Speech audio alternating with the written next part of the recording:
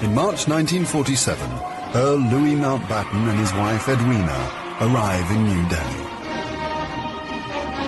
The great-grandson of Queen Victoria and second cousin to George VI, Mountbatten brings a regal presence to the drama of India's independence. As the last viceroy, he bears responsibility for India's fate. 2nd of April, 1947. I have now completed my first week in office. I should like to be able to paint an encouraging picture of my first impressions, but feel it would be misleading if I did so. The scene here is one of unrelieved gloom. At this early stage, I can see little common ground on which to build any agreed solution for the future of India.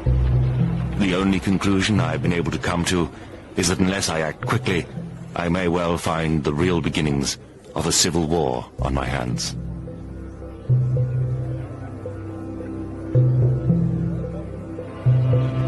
By May, attempts to create a unified India have failed.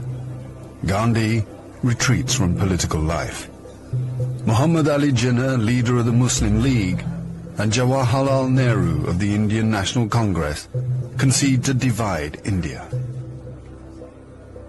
Fearing a total loss of control, Mountbatten brings forward the transfer of power to August. Two nations will be created by partition, a secular India and a new homeland for India's Muslims, Pakistan.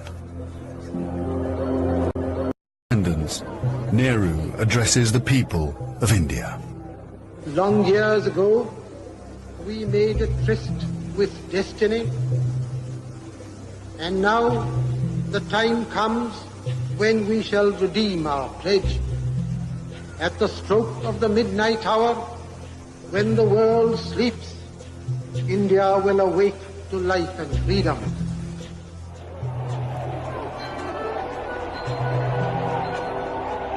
The 15th of August, 1947, the British Empire in India has come to an end.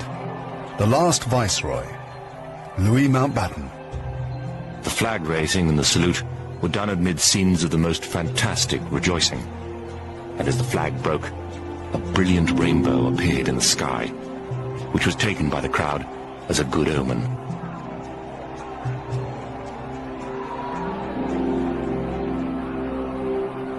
Qasim Muhammad.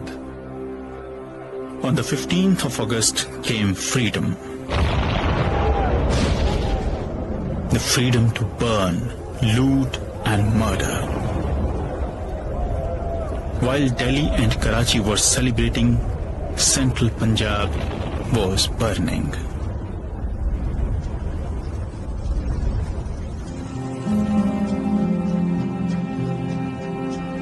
Between August 1947 and March 1948, 4.5 million Hindus and Sikhs are forced to migrate from Pakistan to India. 6 million Muslims must move in the opposite direction. Britons and Indians witness the bloodshed. Shahid Ahmed. It is a battleground. People have gone mad. Trains to Pakistan are being looted and occupants slaughtered. We all knew that carnage was in the offing. So did Mountbatten.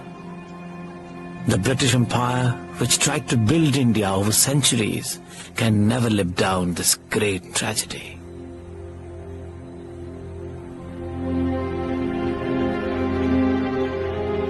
Lieutenant Colonel Hubert Boyd Hudson. The sight from the air was awe-inspiring.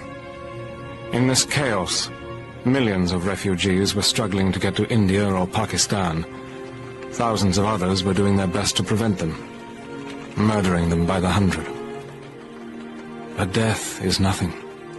There are things more terrible than death.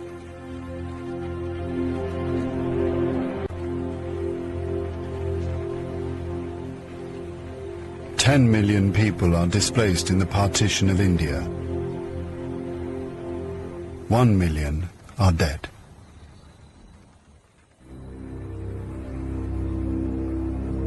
By the summer of 1948, most of the British have left. Hubert Boyd Hudson has been in India for 15 years. India is full of ghosts. Houses I have lived in, now inhabited by Indians, remind me of the days which will never come again. When the Viceroy drove past with a cavalry escort in red coats. I have seen the greatness of the British in India, but now it is all ended, and we are the last to leave, the few who are trying to tidy up the mess which the sudden splitting of an old empire has caused. Britain has lost its greatest imperial possession. Mahatma Gandhi once said that if India became free, the rest of the empire would follow. In the next 10 years, the fire of India's independence will spread around the globe, from the Middle East to Africa.